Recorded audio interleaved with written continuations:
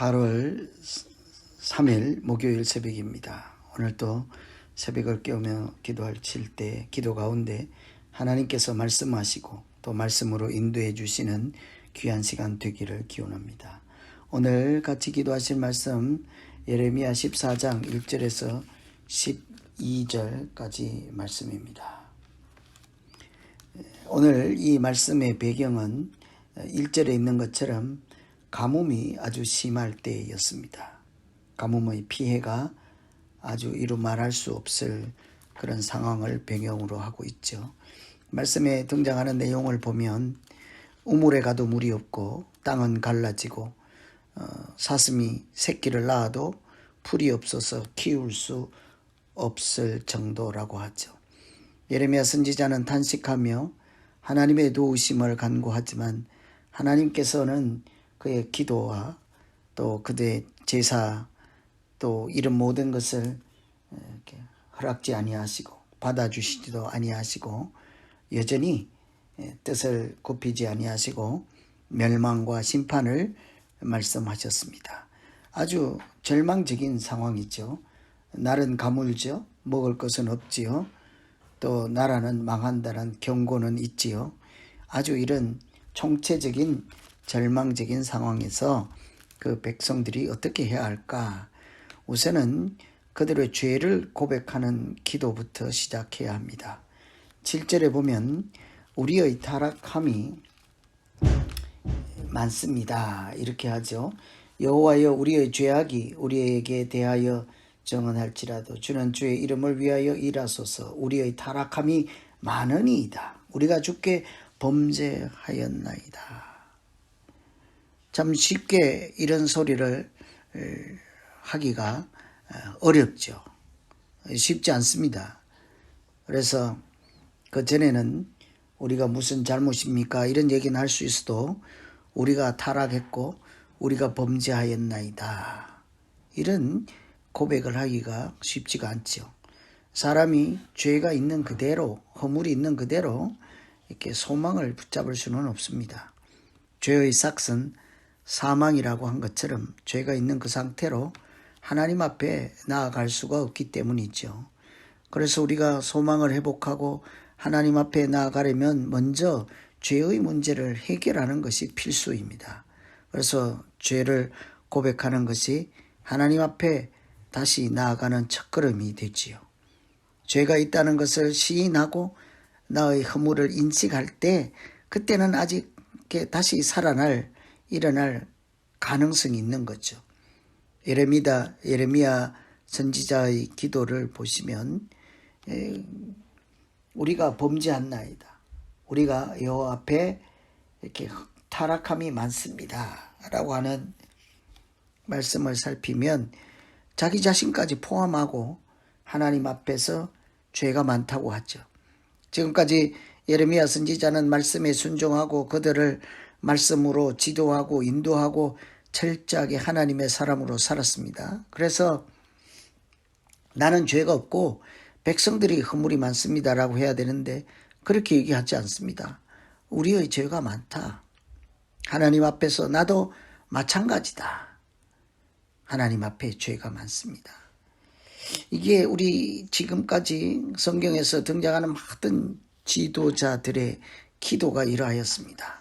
항상 느헤미야도 그렇고 아브라함도 그렇고 누구든지 모세도 그렇고 항상 그 공동체의 일원으로서 자신을 포함해서 하나님 앞에 허물과 죄를 고백하죠. 얼마나 그 지도자의 이렇게 진정성이 있는 그런 기도이겠습니까? 공동체 차원에서 누구도 그 백성들의 죄와 허물에 대해서 자유로울 수가 없죠. 무관할 수가 없는 것입니다. 지도자가 아무리 혼자서 독야청청할 수가 없는 거죠.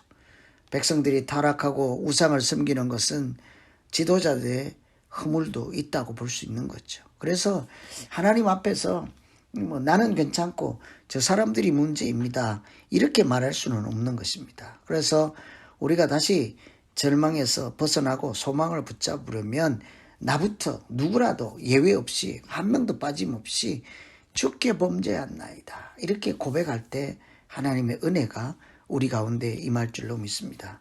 두 번째는 이렇게 절망에서 벗어나기 위해서 하나님에 대한 지식을 바르게 가져야 하죠. 하나님에 대한 곡해, 오해를 떨쳐버리고 하나님을 바르게 알아야 합니다. 9절에 보면 대표적으로 어찌하여 놀란 자 같으시며 구원하지 못하는 용사 같으시냐이까. 여호와의 주는 그래도 우리 가운데 계시고 우리는 주의 이름으로 일컬음을 받은 자오니 우리를 버리지 마옵소서. 뒤에 버리지 마옵소서는 이해가 가는데 앞에 보시면 하나님을 뭐라고 하는 거냐 하니 어떻게 하나님이 놀란 자와 같고 구원하지 못하는 용사 같습니까? 하나님께서 구원의 능력이 없는 것처럼 보인다는 거예요. 이런 하나님에 대한 곡해, 오해, 편견, 잘못된 지식 이런 것이 달라지지 아니하면 하나님과 바른 교통, 하나님과 바른 교제 안에 들어갈 수가 없죠.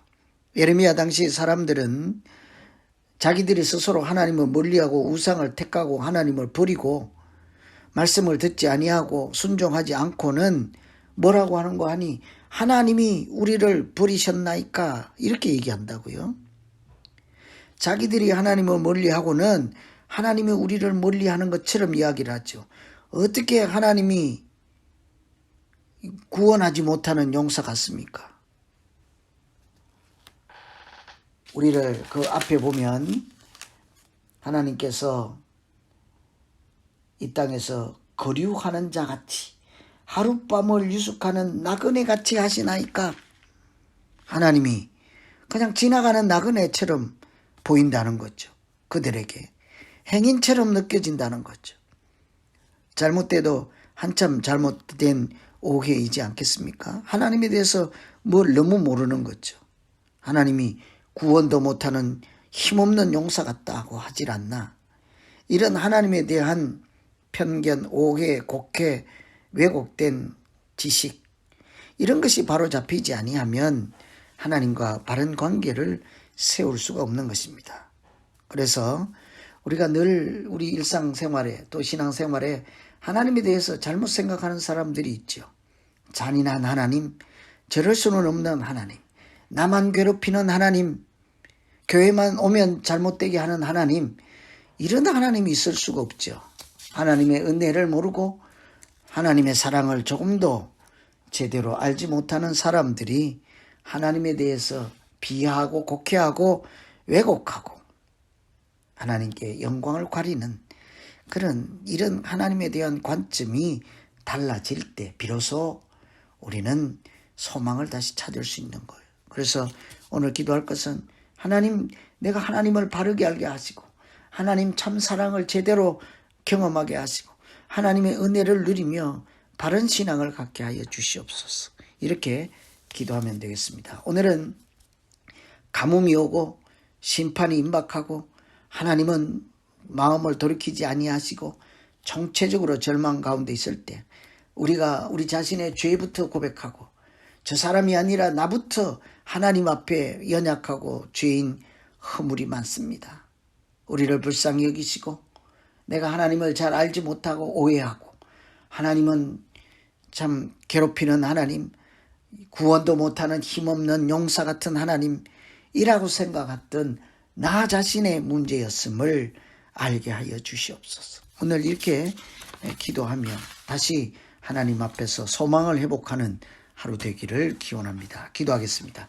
하나님 아버지, 오늘 우리가 믿음으로 살아가면서 하나님에 대해서 잘 알지 못해서 때로는 오해하고 하나님을 버리고 하나님을 멀리 떠나고 하나님을 마치 구원도 하지 못하는 힘없는 용사와 같이 또 지나가는 나그네처럼 그런 나와 멀리 떨어져 있는 하나님으로 생각을 하였습니다. 그러나 하나님은 언제나 나와 함께 계시고 내 길을 인도하여 주시고 어떻게 하든지 길을 돌이켜 하나님의 자녀로 살아갈 수 있도록 눈물을 흘리시고 스스로 우리를 위해서 탄식하며 간구하시는 하나님의 그 크신 은혜를 제대로 알게 하시고 하나님을 바르게 깨닫고 하나님과 동행하는 믿음 되게 하여 주시옵소서. 예수님 이름으로 기도하옵나이다. 나의